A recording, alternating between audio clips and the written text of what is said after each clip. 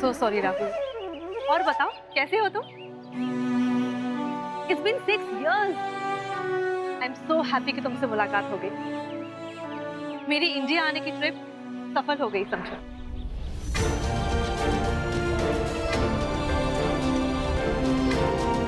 तुम अब इंडिया में नहीं रहती? इंडिया में रहना तो दूर, पिछले 6 सालों में मैंने इंडिया विजिट ही नहीं किया। हस्बैंड कनाडा में सेटल्ड है, तो शादी के बाद मैं भी कनाडा में सेटल हो गई, इसलिए इंडिया ज्यादा आना जाना रहा ही नहीं। वो तो एक कजिन की वेडिंग थी, इसलिए बहुत मुश्किल से अभी से परमिशन लेके 2 दिन के लिए आई थी।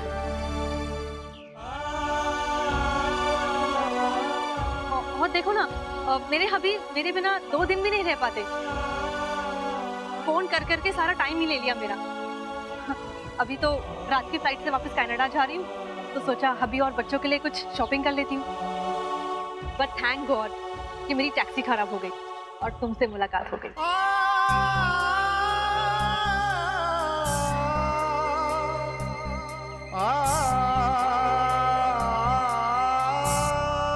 लेकिन तुमने तो मुझे पहचाना भी नहीं था। Oh, come on, Rahul. Now don't blame me for that. तो इंडिया से जाने के बाद तो मैं किसी भी फ्रेंड के कांटेक्ट में थी ही नहीं। कांटेक्ट तो छोड़ो, मुझे उन्हें याद करने तक का मौका नहीं मिलता था। मैं अपनी लाइफ में इतना बिजी हो गई थी, कॉलेज की मेमोरीज जैसे फेड आउट हो चुकी थी। और इतने में अचानक तो मेरे सामने आ गए, वो भी अनएक्सपेक्टेड। तो मैं तुम्हें कैसे पहचानती?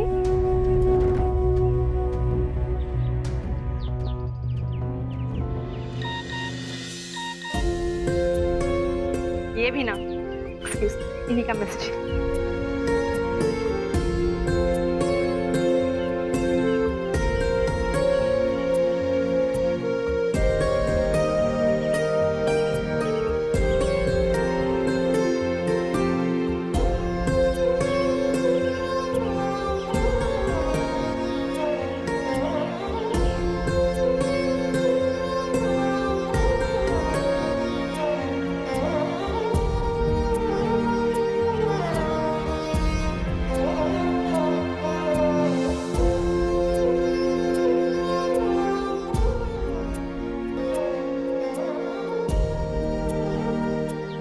अरे राहुल, मेरे पास और टाइम है, तो यूं ही शिकायतें करते रहेंगे या कहीं चलकर बैठकर बात करते हैं वक्त से?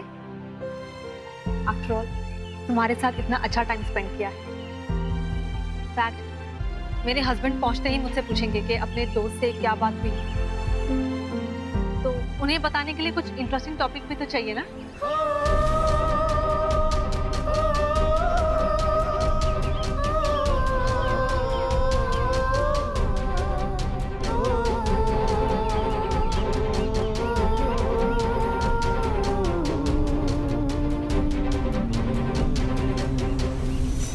जगह पे गाड़ी रोक दी तुमने राहुल?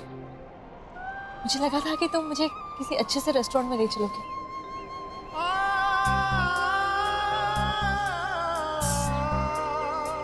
तुम्हें इस जगह के बारे में कुछ याद नहीं है?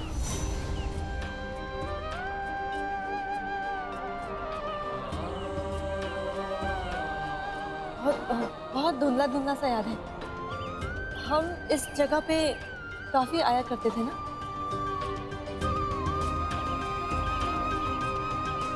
ये जगह कुछ बदल सी गई है। काफी कुछ बदल गया है।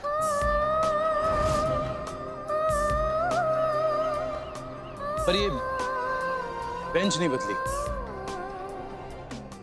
याद है वो बेंच? हमारी फेवरेट जगह हुआ करती थी। क्या ये बेंच देखकर भी तुम्हें कुछ याद नहीं आता?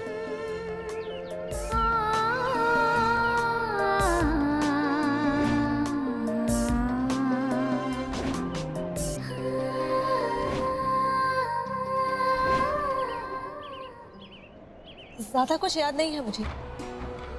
मैंने तुमसे पहले भी कहा ना कि मेरी मेमोरी बहुत खराब है। बस इतना याद है कि हम कॉलेज के जमाने में यहाँ पर काफी आया करते थे, है ना?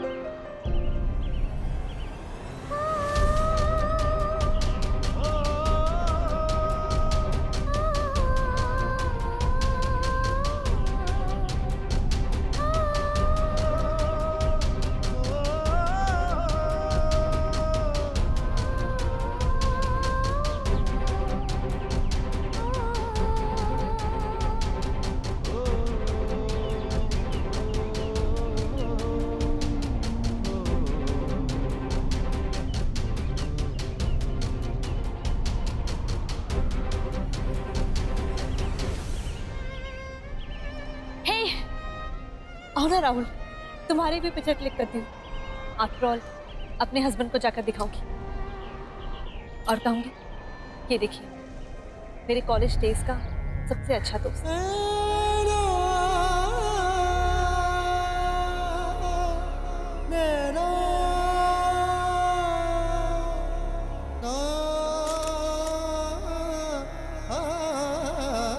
कम ऑन राहुल, एक स्माइल तो बनती। तुम कब से इतना सीरियस होने लगे? तुम तो काफी हंसी मजाक किया करते थे ना। तुम्हें कैसे पता चला कि मैं अब तक सेटल नहीं हूं?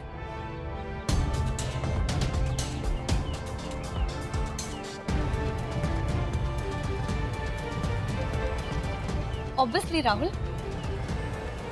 हमें मिलने कितनी देर हो गई। मैंने अपने हस्बैंड के बारे में, अपनी फैमिली के बारे में तुमसे कई बार बात की, लेकिन तुमने अपने बारे में कुछ भी नहीं कहा। इसका मतलब तो साफ है ना कि तुम अभी तक सेटल नहीं हुए हो। मैं ये कैसे पूछ सकता हूँ कि यहाँ मैं एक साइकेट्रिस्ट से बात कर रहा हूँ, राइट? तुम अपना प्रोफेशन फॉलो कर रही हो? कहाँ? मुझे तो टाइम ही नहीं मिलता है। मैं तो टोटल हाउसवाइफ हूँ। मेरे हस्बैंड को मेरा 24 घंटे घर में रहना पसंद है और मुझे भी।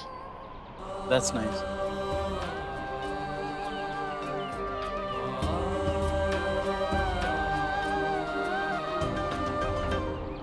क्या वाकई तुमने मुझे नहीं पहचाना या मुझे ना पहचानने की एक्टिंग कर रही थी?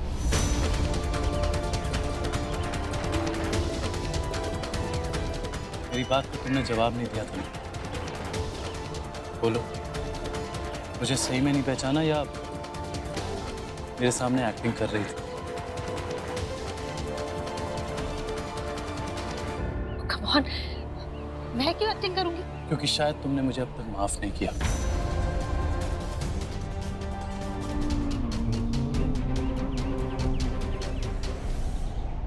तनु, तुम्हें चाहे याद हो या ना कि मैं आज तक अपने आप को उस बात के लिए माफ नहीं कर पाया। मैं आज भी पछताता हूँ कि मैंने तुम्हारे साथ वैसा क्यों किया। और आज तुम जो मिली हो और अपनी लाइफ में खुश हो, ये देख के मुझे बहुत अच्छा लग रहा है। ट्रस्ट मी, बस एक और बोझ मेरे दिल का हल्का कर दीजिए। उस वक्त मैं तुमसे माफी नहीं मांग पाया। अब मांगता हूं। मम्मी आंटी कौन है और ये एंट्री कब हुई है? लड़की आपसे मिलने आई थी, उसी ने अपना नाम रजिस्टर में पम्मी आंटी लिखा था। वो दिखती कैसी थी? ये जो डिस्क्रिप्शन दे रहा है वो किसी पम्मी आंटी का नहीं बल्कि हेत की दी का है। वही आई थी उस दिन यहाँ पे। यू मीन हेतल की दीप? श्री नाम तो उन्होंने अभी रखा है, काउंसलर बनने के बाद। उनका असली नाम तो तनु है। सर, श्री और तनु एक ही है।